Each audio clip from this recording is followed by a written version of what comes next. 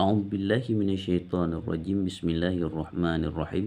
قال المصنف رحمه الله تعالى ونفعنا بعلومه آمين يا رب العالمين. Rabbi shrah li sadri wa yassir li amri wahlul 'uqdatam min lisani yafqahu qawli.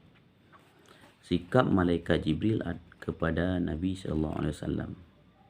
Hadis yang kedua diriwayatkan yaitu daripada Umar.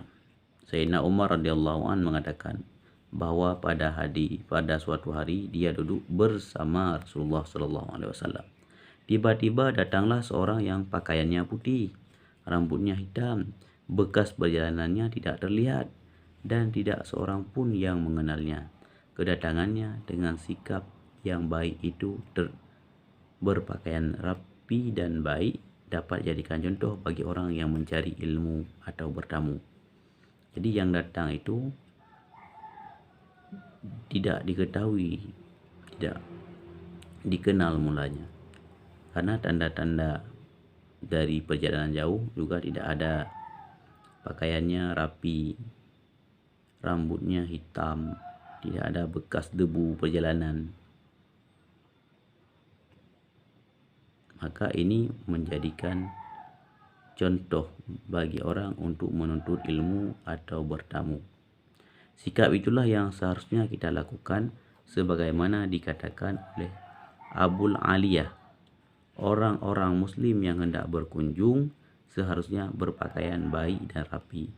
Selain itu Nabi Muhammad SAW telah menegaskan dalam sabdanya. Jadi ada sabda Nabi juga, yaitu ahsanu ma zurtum bihillaha fi kuburikum wa masajidukum al-bayadu. Ahsanu ma zurtum bihi, pakaian yang paling baik ketika kamu menghadap Allah dan ketika kamu mendatangi masjidnya adalah putih, pakaian putih.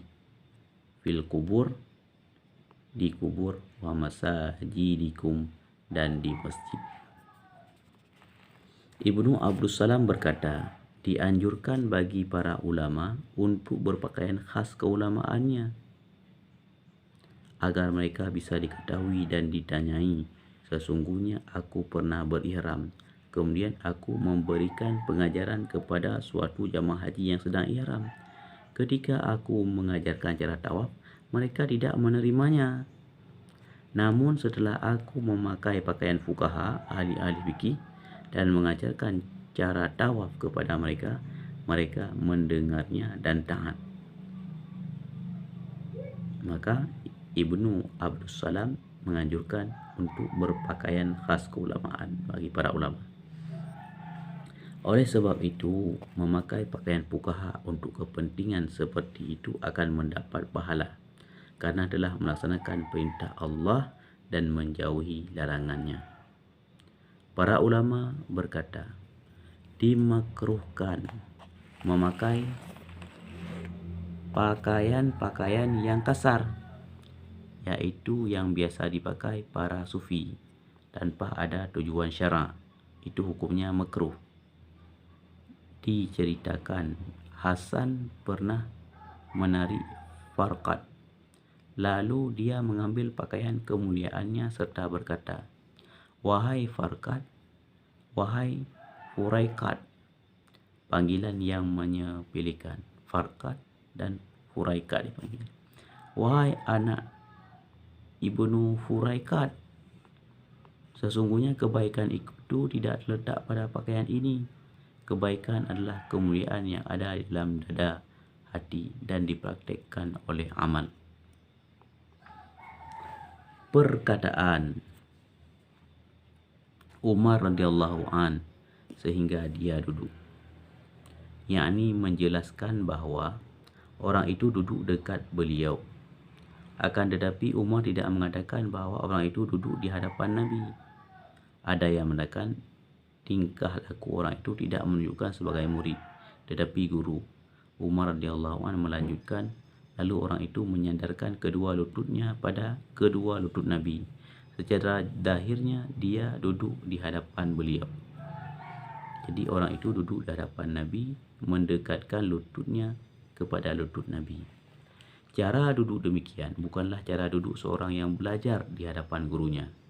Hal itu dilakukan Jibril alaihissalam untuk memberi peringatan mengenai hal yang pantas dilakukan oleh seorang yang bertanya. Selain itu, orang yang bertanya harus kuat jiwanya, mentalnya, dan tidak merasa malu, sekalipun orang yang ditanyai adalah orang yang harus dihormati dan disegani.